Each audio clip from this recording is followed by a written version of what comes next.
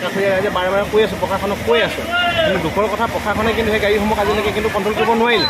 যোৱাকালিও একদম দিনভৰ গোটেই ডাঙৰ ডাঙৰ মানে কয়লা ভৰ্তি গাড়ী হওক বা শিল ভৰ্তি গাড়ী এইফালে পাৰ হৈ গৈ আছে, আৰু আজি ৰাতিপুৱালৈকে এই গোটেই গাড়ীসমূহ পাৰ হৈ আছে। আৰু আমি নিজে ৰমণীয়ালীবাসী ৰাইজে বান পৰিস্থিতি মানে বুজ লৈ আমি ইয়াৰ পৰা গাড়ী ঘূৰাই দিবলৈ আচলতে বাধ্য হৈছিলোঁ নিজে। কিন্তু এতিয়াও দেখা পাইছোঁ যে প্ৰশাসনে কিন্তু এতিয়ালৈকে কিন্তু সিফালৰ পৰা আমাৰ নগৰ ছাইডৰ পৰা যিসমূহ গাড়ী আহে শিমলুগুৰি টাউনৰ ফালৰ পৰা, সেই গাড়ীসমূহ কিন্তু এতিয়ালৈকে বন্ধ কৰাৰ কোনো ধৰণৰ ব্যৱস্থা কৰা নাই, আমি দেখিবলৈ এতিয়ালৈকে পোৱা নাই। আমি প্ৰশাসনক যোগাযোগ কৰিবলৈ চেষ্টা কৰি আছোঁ, কিন্তু তেওঁলোকৰ পৰা এতিয়ালৈকে আমি কোনো ধৰণৰ সঁহাৰি পোৱা নাই।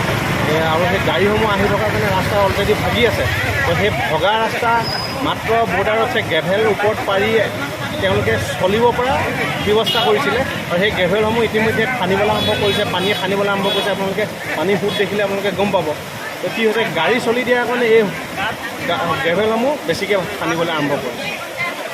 ৰমণীয়ালীত পানীটো প্ৰায় আজি দুদিন ধৰি মানে কণ্টিনিউ বাঢ়ি আছিলে, কিন্তু আজি ৰাতিপুৱাৰ পৰা পানীৰ লেভেল যথেষ্ট বৃদ্ধি পালে, আৰু আমাৰ যি ৰমণীয়ালী ভগ্নাৱশেষ বাকী আছেগৈ, ইয়াৰ ওপৰেদিও আচলতে পানী বাগিবলৈ আৰম্ভ কৰিছে।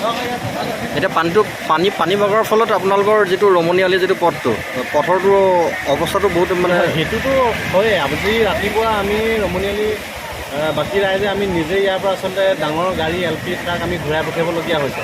দুখৰ